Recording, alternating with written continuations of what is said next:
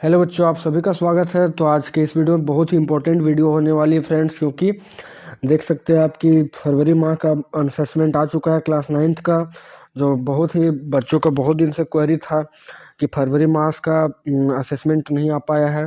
तो देख सकते हैं कि इस बार ज्योग्राफी आया है दोस्तों। ठीक है, ज्योग्राफी सब्जेक्ट है क्लास 9th का और फरवरी माह का असेसमेंट है कंप्लीट। तो देख सकते हैं टोटल 20 क्वेश्चन मिलेगा आपको, जिसमें कि 10 नंबर क्वेश्चन 1 से लेकर 10 नंबर तक जो क्वेश्चन है वो एक एक नंबर का है। बहुविकल्पी प्रश्न है दोस्तों, इसमें दिया हुआ है आपको क्वेश्चन के 4 ऑप्शन दिए गए हैं और सभी ऑप्शन का आपको करेक्ट आंसर चूज करना है। तो देख सकते हैं, जल्दी देर नहीं करते हैं, वीडियो को स्टार्ट करते हैं जल्द से जल्द। और सबसे फर्स्ट क्वेश्चन क्या है कि कर्क रेखा जो है, कर्क रेखा भारत को कितने भागों में बांटती है। तो आप जानते हैं कर्क रेखा भारत को मुख्यतः 2 बराबर भागों में बांटती है। ठीक है, 2 बराबर भाग में, तो एक का ए नंबर हो जाएगा आंसर सही। फिर दूसरा, आप दिल्ली से अंडमान जाएंगे तो किस दिशा में यात्रा करेंगे। तो अगर आपको दिल्ली से अंडमान निकोबार द्वीप समूह जाना है तो आप जानते हैं कि अंडमान निकोबार द्वीप समूह किधर स्थित है, भारत के दक्षिण पूर्व में। ठीक है, तो आपको दक्षिण पूर्व तरफ जाना होगा।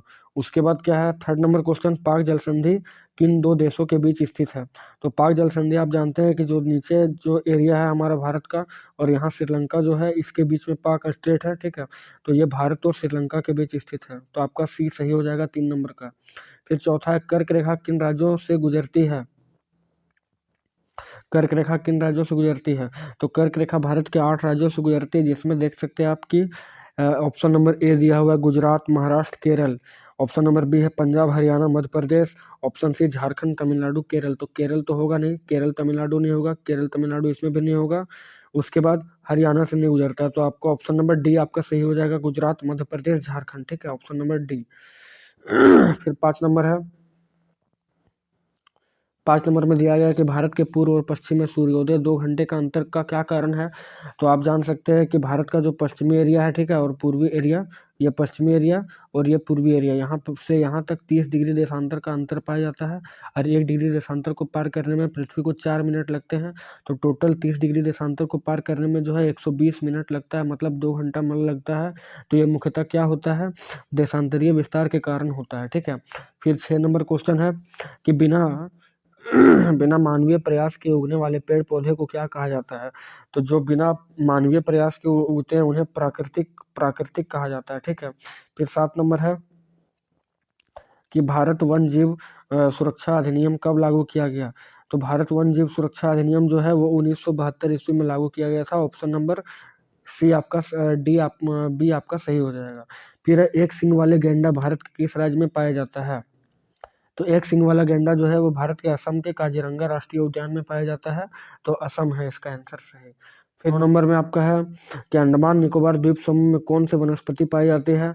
तो जान सकते हैं आपके अंडमान निकोबार द्वीप समूह काफी वर्षा वाला रीजन है, तो वहाँ पर सदाबहार वर्षा वन पाया जाता है। ठीक है, ऑप्शन नंबर बी आपका सही है।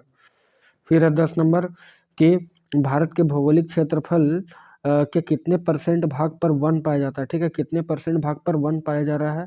तो यह हमारे जो पूरा कंप्लीट जो एरिया है 100% में 22%, 22% जो है वो वन पाया जाता है। अब सेक्शन बी में चलते हैं, जिसमें अति लघु उत्तरीय प्रश्न पूछा जाएगा आपसे, और ये 2-2 अंक का होगा। ठीक है, 2-2 अंक का कंप्लीट दिया जाएगा। इसमें क्या है, फर्स्ट क्वेश्चन 11 नंबर, उन देशों के नाम बताएं जो क्षेत्रफल में भारत से बड़े हैं। भारत से बड़े हैं क्षेत्रफल में। तो सबसे पहले क्षेत्रफल की दृष्टि से विश्व के 7 बड़े देश इस प्रकार हैं: रूस, कनाडा, संयुक्त राज्य अमेरिका, चीन, ब्राजील, ऑस्ट्रेलिया, भारत। ठीक है, रूस, कनाडा, संयुक्त राज्य अमेरिका, चीन, ब्राजील, ऑस्ट्रेलिया, भारत। उसके बाद 12 नंबर क्वेश्चन, अंडमान निकोबार द्वीप समूह की स्थिति लिखें। तो मतलब क्या है कि इस क्वेश्चन में अंडमान और निकोबार द्वीप समूह कहाँ पाया जाता है भारत में। तो अंडमान निकोबार द्वीप समूह मुख्यतः सुदूर दक्षिण पूर्व में बंगाल की खाड़ी में स्थित है। ठीक है, बंगाल की खाड़ी के नीचे स्थित है। यह द्वीप समूह आकार में बड़े संख्या में बहुल तथा बिखरे हुए हैं। यह द्वीप समूह जो है बहुत बड़े आकार में है और बहुल तथा बिखरा हुआ है। इसके 2 मुख्य भाग हैं, जिसका उत्तर में है उसको बोला जाता है अंडमान। ठीक है, उत्तर वाले को अंडमान बोला जाएगा और साउथ वाले को निकोबार बोला जाएगा। साउथ वाले को निकोबार बोला जाएगा। और यहाँ पर पाए जाने वाले जंतुओं और पेड़ पौधों में काफी विविधता पाई जाती है, बहुत ज्यादा विविधता है। नेक्स्ट है 13 नंबर, अक्षत वनस्पति किसे कहते हैं? तो वह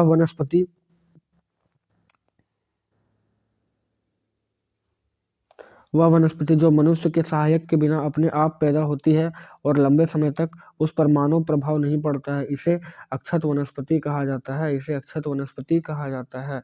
नेक्स्ट 14 नंबर क्वेश्चन है, पारिस्थितिक तंत्र में असंतुलन के कोई 2 कारण लिखें।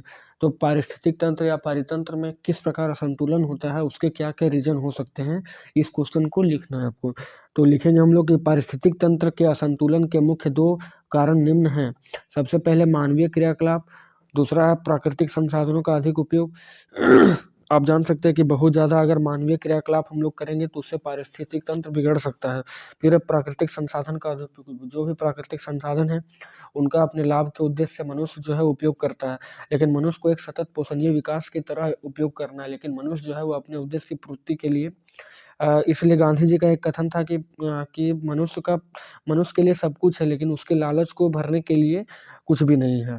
ठीक है, तो क्या है कि मनुष्य जो है अपने लालच करते रहता है, अगर उसको कुछ मिले तो उससे ज़्यादा वो पाना चाहता है। इस प्रकार वो संसाधन का जो है काफ़ी ज़्यादा दोहन करता है। उसके बाद है जंगली जानवरों का शिकार। जंगली जानवरों का शिकार अगर हो जाता है तो फूड चेन, ठीक है, जो खाद्य श्रृंखला है फूड चेन, वो काफ़ी ज़्यादा प्रभावित हो जाती है, जिससे क्या होता है पारिस्थितिक तंत्र पर प्रभाव पड़ता है। नेक्स्ट है भारत का अक्षांशीय एवं देशांतरीय विस्तार लिखें। तो अक्षांशीय रेखा आप जानते हैं, अक्षांश रेखा, ठीक है, जो उत्तर से दक्षिण खींची जाती है अक्षांशीय रेखा, और पूर्व से पश्चिम क्या खींची जाती है,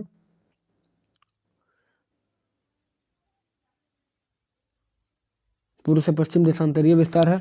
तो अक्षांशीय विस्तार क्या है, 8 डिग्री 4 मिनट से, मतलब भारत के नीचे वाले एरिया जो है वो 8 डिग्री 4 मिनट है, और ऊपर जम्मू कश्मीर वाला एरिया है जो 37 डिग्री 6 मिनट है। ठीक है, देशांतरीय विस्तार इसका क्या है, 68 डिग्री 7 मिनट पूर्व से 97 डिग्री 25 मिनट पूर्वी देशांतर। नेक्स्ट है 16 नंबर, सदाबहार और पर्णपाती वन में अंतर बताएं। सदाबहार वन और पर्णपाती वन में अंतर आपको बताना है। तो सदाबहार वन में हम लोग लिखेंगे कि यह उन क्षेत्रों में उगती है जहाँ प्रचुर मात्रा में धूप और वर्षा होती है, और पर्णपाती वन में लिखना है कि यह वहाँ उगती है जहाँ मध्यम वर्षा एवं ठंडी जलवायु पाई जाती है। सदाबहार वन में कम पोषक तत्व होते हैं और पर्णपाती वन में अधिक पोषक तत्व होते हैं। सदाबहार वन में 200 से सेंटीमीटर से अधिक वर्षा की जरूरत होती है वहाँ पर, और पर्णपाती वन में 70 से 200 सेंटीमीटर तक वर्षा होती है। नेक्स्ट है सदाबहार वन जो है वो लक्षद्वीप, अंडमान निकोबार, तमिलनाडु में फैला हुआ है, और पर्णपाती वन उत्तर पूर्व हिमालय, झारखंड इत्यादि में फैला हुआ है। सदाबहार वन के कुछ महत्वपूर्ण वृक्ष हैं जैसे आबनूस, महोगनी, रोजवुड, ठीक है, और पर्णपाती वन के कुछ महत्वपूर्ण वृक्ष हैं सागौन, साल, पीपल इत्यादि। नेक्स्ट 17 नंबर है, भारत के पड़ोसी देशों के नाम बताएं। ठीक है, भारत के पड़ोसी देशों को आपको नाम बताना है। मैं इसमें एक मैप भी ड्रॉ करके रखा हूँ जिसमें आपको पड़ोसी देशों को दर्शा देना है, तो एग्जाम में आपको इसी टाइप का प्रॉपर तरीका से लिखना है। ठीक है, तो हम लोग लिखेंगे पाकिस्तान। ठीक है, तो भारत के पश्चिम में पाकिस्तान, अफगानिस्तान, भारत के उत्तर में चीन, नेपाल, भूटान। ठीक है, भारत के पूर्व में बांग्लादेश, दक्षिण में श्रीलंका, और पूर्व में म्यांमार। तो ये आपको पूरा फिगर ड्रॉ कर देना है और इसको आपको लिख देना है कंप्लीट। नेक्स्ट 18 नंबर है, भारत में पादप और जीवों के वितरण किन तत्वों द्वारा निर्धारित की जाती है। तो भारत में पादप एवं जीवों के वितरण को निर्धारित करने वाले मुख्य तत्व इतने हैं। ठीक है, इतने मुख्य तत्व हैं भारत में। पादप एवं जीवों के वितरण को प्रभावित करने वाले मुख्य तत्व क्या है, जलवायु। ठीक है, अगर आपको जिस प्रकार की जलवायु पाई जाएगी उस हिसाब से पादप और जीव वहाँ पर निवास करेंगे। फिर है मृदा, जिस प्रकार की मिट्टी आपको वहाँ पाई जाएगी उस हिसाब से वहाँ पर जनसंख्या और जीव का निवास रहेगा। फिर उच्चावच है, रिलीफ, अगर ऊंचाई वाला एरिया है चाहे मैदानी एरिया है तो वहाँ पर निवास करने वाले के तरीके में भिन्नता हो सकती है, और वहाँ पर पादप और जीवों के वितरण में भिन्नता दिखाई पड़ेगी। फिर है टेम्परेचर, और उसके बाद सूर्य का प्रकाश और वर्षण। तो ये मुख्य 6-7 कारण थे जो पादप और जीवों के वितरण को प्रभावित करते हैं। नेक्स्ट 19 नंबर है हिंद महासागर में भारत की केंद्रीय स्थिति। ठीक है, जो हिंद महासागर है उसमें भारत जो है वो केंद्र पर स्थित है, और इससे भारत को क्या क्या लाभ प्राप्त होता है, ये क्वेश्चन है। तो इसमें आपको लिखना है कि हिंद महासागर में भारत की केंद्रीय स्थिति से भारत को निम्न लाभ प्राप्त हुआ है। अब कौन कौन से लाभ है इसको आपको गिनाना है वहाँ पर।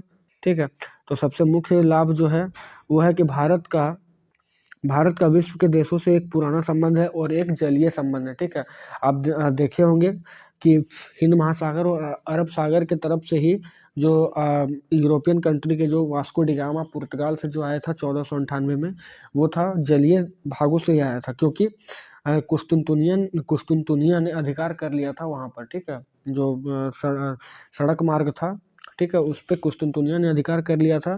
तो कंप्लीट यूरोपियन का आगमन कैसे हुआ था, तो वो हुआ था आपका जलीय मार्गों से। तो भारत का एक पुराना संबंध है जलीय मार्गों के द्वारा। फिर भारत का जो अधिकतर उपयोग होता है वो समुद्री रास्तों का प्रयोग किया जाता है। फिर भारत जो है वो एशिया का एक प्रमुख देश है जो एक अपना महत्वपूर्ण स्थान रखता है। फिर भारत के नाम पर ही महासागर का नाम है, ऐसा कोई भी महासागर नहीं है जिसमें किसी देश के नाम के आधार पर महासागर का नाम रखा गया है। तो ये भी काफ़ी अपॉर्चुनिटी है भारत के लिए। फिर भारत के भू राजनीतिक, सामरिक, ठीक है, और आर्थिक और व्यापारिक हितों की पूर्ति हिंद महासागर से होती है। नेक्स्ट है भारत के पेट्रोलियम एवं नेचुरल गैस का 2/3 भारत के पेट्रोलियम एवं नेचुरल गैस के 2/3 भाग हिंद महासागर से प्राप्त किया जाता है। फिर भारत के कुल मत्स्य उत्पादन का 60%, कुल मछली उत्पादन का 60% हिंद महासागर से प्राप्त होता है, और भारत हिंद महासागर के केंद्र पर है। तो देख सकते हैं आप, इतने 7-8 कारण हैं जिससे हिंद महासागर में भारत की केंद्रीय स्थिति से भारत को लाभ प्राप्त होता है। ठीक है, फिर नेक्स्ट क्वेश्चन है 20 नंबर, भारत वनस्पति जगत और प्राणी जगत का धरोहर है क्यों।